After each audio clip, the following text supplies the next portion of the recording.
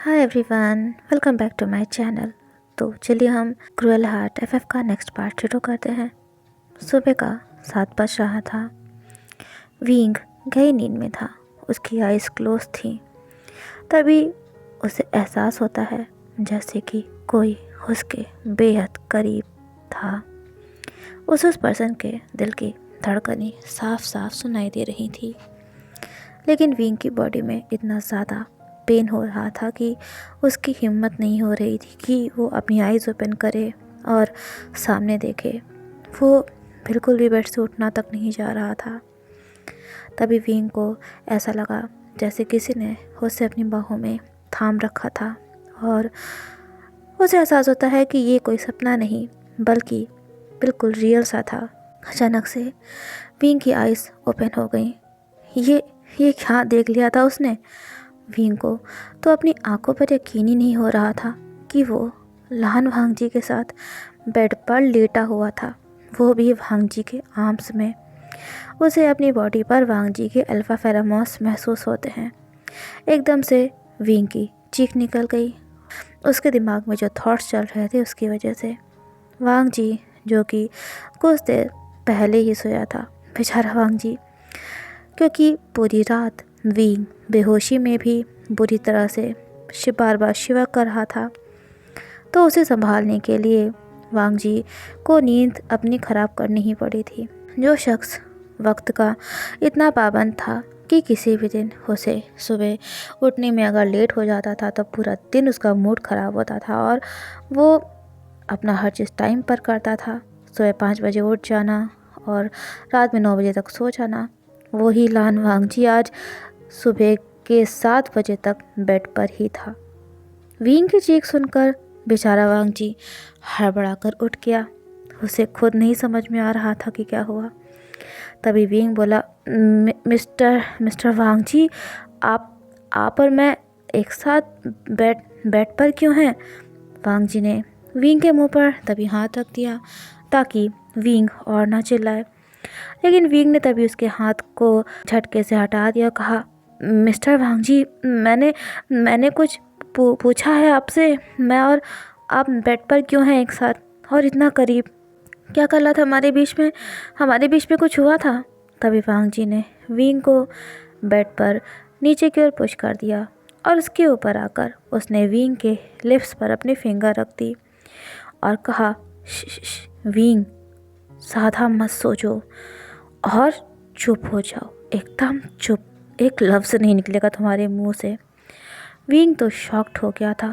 वांगजी ने विंग के दोनों हैंड्स को उसके सिर के ऊपर पिन कर दिया था, अपने एक हाथ से पकड़ रखा था ताकि विंग अपने मुंह पर से उसके हाथ को यानी कि उसके फिंगर को न हटा सके।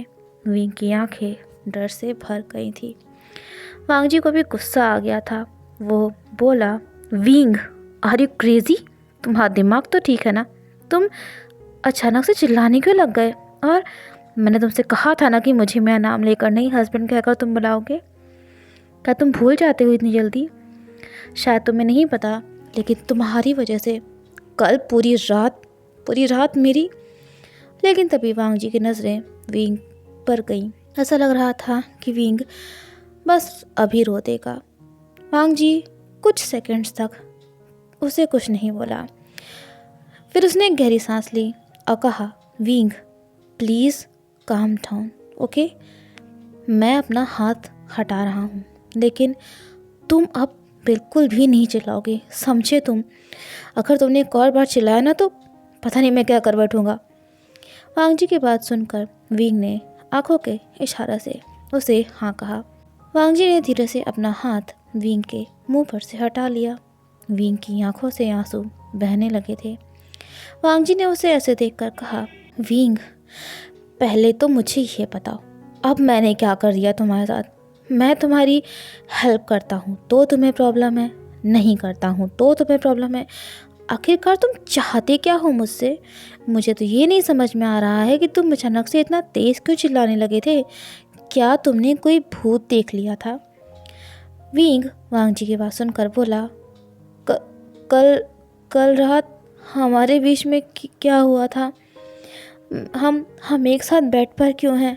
मुझे याद है कि अपना बैग ज़बरदस्ती ओपन करने की वजह से मेरे हाथ में चोट लग गई थी और मैं तभी वांग जी अचानक से विंग के करीब आ गया और बोला, विंग तुम क्या सोच रहे थे? हाँ, तुम्हें लग रहा था कि कल रात हमारे बीच में कुछ हुआ है, इसलिए हम दोनों एक साथ बेड पर हैं, इसलिए हम एक दूसरे के इतना करीब थे। Wing let me clear one thing, मैं इतना डेस्परेट नहीं हूँ कि बेहोशी में तुम्हारे साथ कुछ करूँगा। और चिल्लाने से पहले ज़रा अपने आप को तो देख लेते। तुम्हारे सारे क्लॉथ्स जो तुमने पहने हुए थे अभी भी तुम्हारी बॉडी पर हैं और मैंने भी कल वाले ही क्लॉथ्स पहन रखे हैं। अगर हमारे बीच में कुछ हुआ होता विंग तो हम ऐसे ना होते, हमारे क्लोथ्स। तभी विंग बोला, please please mister, sorry husband, अब प्लीज़ आगे आप कुछ मत कहिएगा। और आपने क्या कहा मुझसे कि मैं बेहोश हो गया था? वांग जी विंग की आंखों में देख रहा था। वो बोला, विंग क्या तुम्हें कुछ याद नहीं है? कल तुम अचानक से बेहोश हो गए थे, लेकिन बेहोश होने से पहले तुमने कहा था कि तुम्हारा राइट बॉडी पार्ट तुम्हारे कंट्रोल में नहीं है। शिवर कर रहे थे तुम बुरी तरह से, जैसे लग रहा था कि कोई पास्ट ट्रॉमा है। पूरी रात तुम बेहोशी में कुछ बड़बड़ा रहे थे, ऐसा लग रहा था कि जैसे तुम बहुत पेन में हो, लेकिन मैं समझ नहीं सका, तो तुम्हें संभालने के लिए यही मुझे करना पड़ा ताकि तुम सुकून से सो सको विंग। मुझे अपने फेरामॉस का यूज़ करना पड़ा और तुम्हें अपनी बाहों में भरकर बेड पर लेटना पड़ा, क्योंकि बार बार तुम तड़प रहे थे दर्द से। और तुम मुझे ही गलत समझ रहे हो, हाँ, मुझे ब्लेम कर रहे हो। ये सुनकर ऐसा लगा विंग को एक सुकून सा मिला था, लेकिन अभी भी वो वांग जी की बात का यकीन नहीं कर पा रहा था। वो बोला, हस्बैंड आप सच कह रहे हो? ये सुनकर वांग जी बोला, विंग मुझे ना ही तो झूठ सुनना पसंद है और ना ही तो झूठ कहना। मुझे नफ़रत है झूठ शब्द से। विंग मैंने अगर कहा है कि हमारे बीच में कुछ नहीं हुआ था तो मतलब कुछ नहीं हुआ है। क्या अभी भी तुम? तभी विंग बोला, आई एम सॉरी। वांग जी बोला, क्या कहा विंग तुमने? मैंने सुना नहीं। विंग ने अपनी नज़रें दूसरी तरफ करते हुए कहा, मैंने कहा आई एम सॉरी हस्बैंड। मैंने आपको गलत समझा था। वांग जी एक पल के लिए भी विंग पर से अपनी नज़रें नहीं हटा पा रहा था। मतलब कुछ था ऐसा विंग में जो उसको अपनी ओर आकर्षित कर रहा था। ऐसा पहली बार हो रहा था वांग जी के साथ। तभी वो बोला, विंग मुझे नहीं पता कि तुम्हारे पास्ट में तुम्हारे साथ क्या हुआ था, पर मैं और अल्फाज की तरह नहीं हूँ जो किसी ओमेगा के साथ जोर ज़बरदस्ती करूँगा। और विंग तुम तो मेरे लाइफ पार्टनर हो, मुझे किसी से परमिशन लेने की ज़रूरत नहीं है कि मैं तुम्हें टच करूँ या फिर नहीं। मेरा जब मन चाहेगा मैं तुम्हें टच कर सकता हूँ, लेकिन मैं ऐसा नहीं करूँगा। मैं तुम्हें फोर्स नहीं करूँगा। भले ही हमारी शादी ज़बरदस्ती हुई है, भले ही हमने सबको खुश रखने के लिए शादी करी है, लेकिन मैं तुम्हें तकलीफ़ें दे सकता हूँ। लेकिन हाँ, मैं अपने हर एक रिश्ते को दिल से निभाता हूँ और तुम्हारे हस्बैंड होने की जिम्मेदारी भी मैं पूरे दिल से निभाऊंगा विंग। इसलिए तुम्हें मेरे साथ रहकर मुझसे डरने की ज़रूरत नहीं है विंग। तभी विंग ने वांग जी की तरफ देखा। कहा, हस्बैंड थैंक यू, कल रात आपने मेरी केयर करी, लेकिन आगे से आपको परेशान होने की या मेरी केयर करने की ज़रूरत नहीं है। हमने ये शादी सभी की खुशी के लिए की है, तो इस रिश्ते को बस इतना ही रहने देते हैं। मैं नहीं चाहता कि आप और मैं एक दूसरे से अटैच्ड हों और फिर हमें तकलीफ़ हो। और वैसे भी एक दिन। तभी उसे वांग जी की आंखों में गुस्सा नजर आने लगा। वांग जी बोला, विंग क्या मतलब है तुम्हारा कि तुम मुझसे अटैच नहीं होना चाहते हो? क्या कहना चाहते हो तुम? तभी विंग बोला, हस्बैंड आपने तो कहा था ना कि आपने इस शादी के लिए हाँ सिर्फ अपने अंकल के लिए किया है, तो आप मेरी बात को समझ रहे होंगे कि मैं क्या कहना चाहता हूँ। विंग की बात सुनकर वांग जी बोला, Wing let me make one thing clear to you, I am your husband and you are my wife. हाँ, मैंने ये कहा था, लेकिन मैं ये भी तो कह रहा हूँ कि मैं तुम्हारे साथ अपने रिश्ते को दिल से निभाऊंगा। हाँ, मैं मैंने ऐसे तुमसे शादी नहीं की है कि मतलब तुम आज मेरे साथ हो और मैं कुछ टाइम बाद तुमको अलग कर दूंगा अपने से। तभी विंग ने वांग जी को अपने से दूर पुश कर दिया और जल्दी से बेड पर से उठ गया। वांग जी उसके इस बिहेवियर से शॉक्ड था। विंग बोला, हस्बैंड, शादी के बाद साथ में हमारा ये पहला दिन है, जल्दी से रेडी हो जाइए, सब हमारा वेट कर रहे होंगे। तभी वांग जी बोला, विंग, तुम्हारे पास क्लॉथ तो है नहीं, क्योंकि तुम्हारा बैग का लॉक ओपन नहीं हुआ है, तुम शावर लेकर पहनोगे क्या? और विंग के पास इस बात का कोई जवाब नहीं था, क्योंकि वांग जी सच ही कह रहा था। तभी वांग जी बेड पर से उठा और विंग के करीब आने लगा। विंग फ्लिंच हो गया। वो बोला, हस्बैंड आप। लेकिन वांग जी विंग के बगल से निकलकर अपनी बड़ी सी वुडन क्लोज्ड शेल्फ की तरफ जाने लगा। उसने उस शेल्फ को ओपन किया और उसमें से एक शर्ट और पैंट निकाल के विंग को देने लगा। विंग समझ नहीं पाया। वो बोला, हस्बैंड, ये क्लोथ्स आप मुझे क्यों दे रहे हो? वांग जी ने तभी विंग की ओर घूर कर देखा और कहा, विंग, क्या इस रूम में मेरे और तुम्हारे अलावा भी कोई है? विंग बोला, क्या?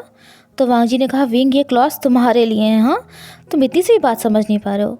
मैं तुम्हें सेम इन्हीं क्लॉथ्स में सबके सामने जाने तो नहीं दे सकता हूँ। विंग बोला, लेकिन लेकिन मुझे इन क्लॉथ्स की कोई ज़रूरत नहीं है, मैं किसी न किसी तरह से अपने सूटकेस को ओपन कर लूँगा। और तभी वांग जी ने वो क्लॉथ्स विंग के हाथ में रख दिए और कहा, विंग, मैंने जितना कहा है उतना तुम सुनो। शावर लेकर ये क्लॉथ्स पहन लेना। रही बात तुम्हारे सूटकेस की, तो डोंट वरी, इसे ओपन करने की जिम्मेदारी मेरी है। विंग बोला, लेकिन तभी वांग जी बोला, विंग, अभी तुमने ही तो कहा था ना कि आज शादी के बाद हमारा पहला दिन है और तुम लेट नहीं होना चाहते हो, या फिर तुम्हारा मन बदल गया है अब? ये सुनकर विंग बोला, हाँ हाँ, मुझे याद है कि मैंने क्या कहा था। आपको बार बार मुझे याद दिलाने की ज़रूरत नहीं है, मैं जा रहा हूँ। ये अगर विंग ने वांग जी के वो जो क्लॉथ्स थे उन्हें बेड पर रखा, तो कि वो बाहर आकर के तो उन्हें चेंज करेगा, और वो जल्दी से शावर लेने के लिए चला गया। उसे जल्दी से बाथरूम का डोर क्लोज किया। विंग का दिल क्रेजी तरह से धड़क रहा था। तभी उसकी नज़र बाथरूम पर गई। लान वांग जी का जो बाथरूम था ना, वो विंग के रूम से भी बड़ा था, बहुत बड़ा, और वहाँ सारी फैसिलिटीज़ थी जो कि एक 7 स्टार होटल में होती थी। विंग बोला, मिस्टर लैन सच में क्रेजी हैं। मैं जितना उसे दूरी बनाने की कोशिश कर रहा हूँ, वो उतना ही मेरे क्लोज आने की कोशिश कर रहे हैं। कहीं कहीं इन्हें मेरे ऊपर डाउट तो नहीं है? नहीं नहीं, ऐसा नहीं है। इतना तो मैं समझ ही जाता हूँ कि कौन मुझसे किस तरह से बात कर रहा है। तभी विंग की नज़र अपने हाथ पर जाती है। वांग जी ने उसके वोंड को अच्छे से क्लीन करके उस पर बैंडेड अप्लाई कर दिया था। विंग बोला, ये मिस्टर खड़ूस, इन्हें देखकर तो नहीं लगता है कि ये किसी की केयर भी करना जानते होंगे या कर सकते हैं। न जाने क्यों, लेकिन बैंडेड पर जो क्यूट सा स्टिकर बना हुआ था ना, उसे देखकर विंग के फेस पर एक हल्की सी स्माइल आ जाती है। तभी विंग मानो होश में आ गया हो। वो बोला, विंग, ये तुम क्या सोच रहे हो? तुम्हें अपने हस्बैंड से अपना रिश्ता तोड़ना है, जोड़ना नहीं है। मत भूलो कि तुम्हारा हस्बैंड लानवांग जी क्राइम ब्रांच में पुलिस ऑफिसर है और तुम कानून की नज़रों में गुनहगार हो, क्रिमिनल हो। विंग, भले ही तुम सही के लिए लड़ रहे हो, भले ही तुम बुरे लोगों को सज़ा दे रहे हो, लेकिन लॉ कभी तुम्हें इसके लिए माफ़ नहीं करेगा, ना ही तो सपोर्ट करेगा। और तुम कब से इस सब की परवाह करने लगे? विंग, तुम अपने ऊपर अपने इमोशंस को हावी नहीं होने दे सकते हो। इधर वांग जी रूम में था और बार बार उसका ध्यान बाथरूम की तरफ जा रहा था। वो बोला, ये विंग क्या शावर लेते लेते सो गया है? ऑलमोस्ट हाफ एन आवर हो गया है। क्या मुझे डोर पर जाके नॉक करना चाहिए? नहीं नहीं, ये सही नहीं है। विंग आ ही जाएगा, अभी आ ही जाएगा थोड़ी देर में। लेकिन वांग जी की आंखों के सामने से विंग की आंसू से भरी हुई आंखें और उसका डर से शिवर करना, ये सारी चीज़ें जा ही नहीं रहा था, वो भूल ही नहीं पा रहा था। वांग जी का मन बेचैन सा हो गया था। वो बोला, ये विंग ठीक तो है ना? कहीं उसे कुछ हो तो नहीं गया? नहीं नहीं, ऐसा कुछ नहीं है। मैं कुछ ज़्यादा ही सोच रहा हूँ। लेकिन हाफ एन आवर से ऊपर हो गया था। अब तक तो विंग को शावर लेकर बाहर आ जाना चाहिए था। वांग जी से अब रहा नहीं जा रहा था। उसके मन में एक अजीब सी बेचैनी होने लगी थी। वो बोला, मुझे पता करना ही होगा कि आखिरकार विंग क्या कर रहा है। हाँ, मतलब इतनी देर से वो निकला क्यों नहीं बाहर, और अगर ज़रूरत पड़ी तो शायद मुझे डोर भी तोड़ना पड़े, इन केस अगर विंग ने डोर ओपन नहीं किया तो। ये सारी बातें सोचकर वांग जी बेड पर से उठा और बाथरूम की तरफ जाने लगा। लेकिन जैसे ही वांग जी ने डोर पर नॉक करने के लिए अपना हाथ उठाया, उसी पल विंग ने डोर ओपन कर दिया। चूँकि वांग जी डोर के बिल्कुल करीब था, वो अपना बैलेंस संभाल नहीं पाया और विंग के ऊपर गिरने लगा। विंग के भी लेग्स उस वक्त स्लिपरी थे, उसका भी बैलेंस संभल नहीं पाया और इसका रिजल्ट ये हुआ कि कुछ ही सेकेंड्स बाद वो दोनों फ्लोर पर थे। वांग जी ने विंग के सिर में चोट न लगी इसलिए उसके सिर के नीचे अपने हाथ को रख लिया था और उसे टाइटली अपने एम्ब्रेस में ले लिया था और कुछ ऐसा हो गया था जो नहीं होना चाहिए था। वांग जी ने सोचा तो नहीं था और ना ही तो विंग ने कभी सोचा था। वांग जी ने विंग के लिप्स पर किस कर लिया था। हाँ, ये एक्सीडेंटल किस था, लेकिन था तो वो किस ही ना। वांग जी और विंग दोनों ही शॉक्ड थे। उन दोनों की आईज शॉक से भर गई थी और दोनों की आईज ओपन थी। कुछ सेकंड्स तक वांग जी के लिप्स विंग के लिप्स पर रहे। विंग ने हेयर वॉश किया था, इसकी वजह से फ्लोर पर पानी की बूंदें गिर रही थी और फ्लोर भी स्लिपरी हो गया था। वांग जी तभी अपने सेंसेस में आया। वो विंग के ऊपर से उठने लगा, लेकिन ऐसा नहीं हो पा रहा था, क्योंकि जितनी बार वो ऊपर उठने की कोशिश कर रहा था उतनी बार वांग जी के पैर फिसल जा रहे थे और एक बार किस करने की जगह कई बार किस हो गया था। तभी विंग ने कहा, हस्बैंड प्लीज़ प्लीज़ आप रुक जाइए। ये सुनकर वांग जी चौंक गया। बोला, विंग आई एम सॉरी, मैंने जानबूझकर तुम्हें। तभी विंग बोला, हस्बैंड अगर हमें फ्लोर पर से उठना है, उठकर खड़े होना है तो पहले आप शांत हो जाइए। वांग जी की हार्ट बीट बहुत तेज़ हो गई थी। ये उसका फर्स्ट किस था। हाँ, उसने किस जानबूझकर नहीं किया था, लेकिन ना जाने क्यों, लेकिन वांग जी को विंग से दूर होने का मन नहीं कर रहा था। शायद वो विंग को और देर तक किस करना चाहता था या फिर अपनी बाहों में लेकर रहना चाहता था। वांग जी को खुद नहीं समझ में आ रहा था कि उसे ऐसा क्यों फील हो रहा है। किसी तरह से वो ऊपर उठा, फिर उसने विंग को भी उठने में हेल्प करी। वांग जी के दिल की धड़कनें उसके कंट्रोल से बाहर हो रही थी और विंग का फेस भी बिल्कुल रेड सा हो गया था। वांग जी ने अपनी तेज़ धड़कनों को संभालते हुए कहा, विंग प्लीज़ मुझे गलत मत समझना, मैंने तुम्हें जानबूझकर किस।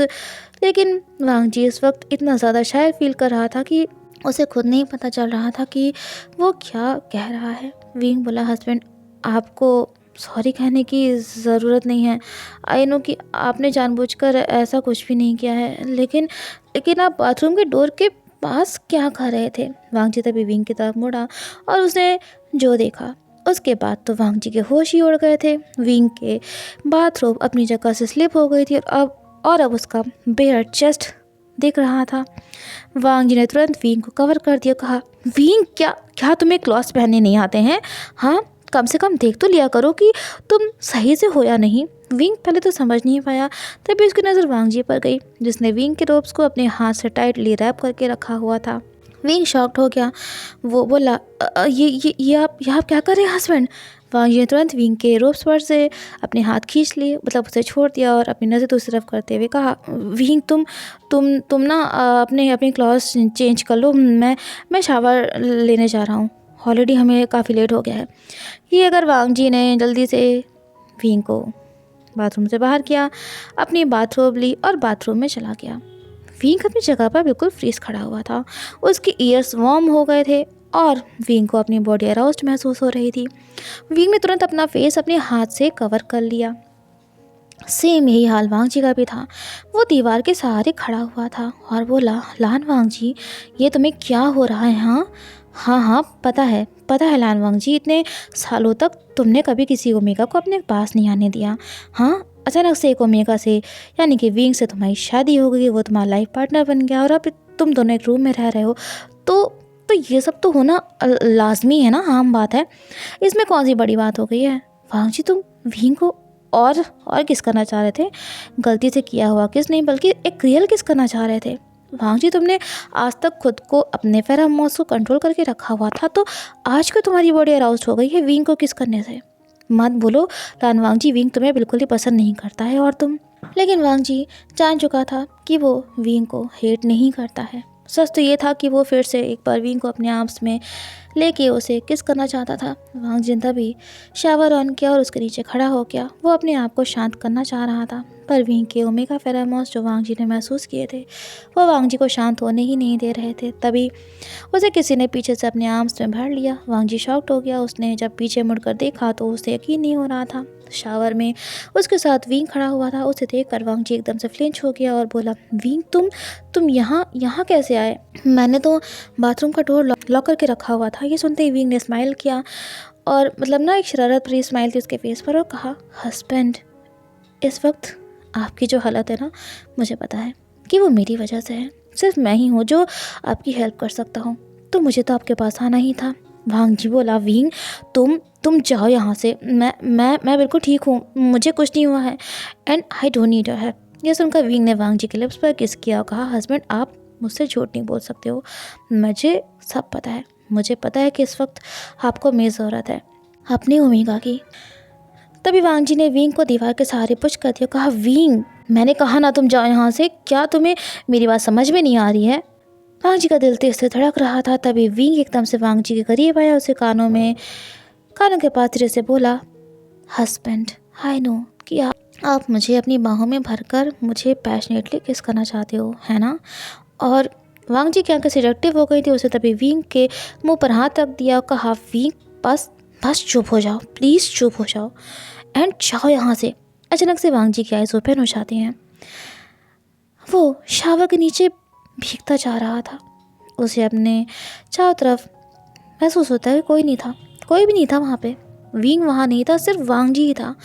वांग जी ने दीवार पर अपना हाथ मार दिया और कहा, लान वांग जी, तुम सच में बहुत बड़े लूज़र हो गए हो। हाँ, अब तुम दिन में भी सपने देख रहे हो। संभालो खुद को। ये प्यार, इंटीमेसी, लव तुम्हारे लिए नहीं है। विंग कभी तुम्हारे लिए ऐसा फील नहीं करेगा।